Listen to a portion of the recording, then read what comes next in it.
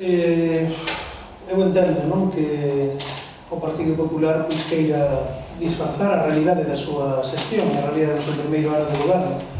O que sucede é que pode vestilo como queira, pero os case 7.500, 7.415 parados e paradas que hai nesta comarca, entendo pola comarca Carballo, Araracha, Laxe, Malpica, Ponteceso, Cabana e Coristanco, non en sentido estricto, pois eu creo que por moito que o vistan e por moito que intenten disfrazar, eles saben ben cal é a realidade.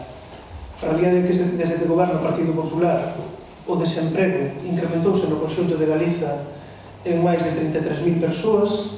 Aí é certo que Beatriz Mato non mentiu, dixo que ia facer un plan de choque para que afectara a 30.000 persoas, ainda quedou corta. O plan de choque colisionou contra 33.000 galegos e galegas. A verdade é sinistro total. 33.000 galegos e galegas, a consecuencia do plan de choque do Partido Popular están neste momento no paro. E 7.500 deles en bergantinos. Esa é a realidade.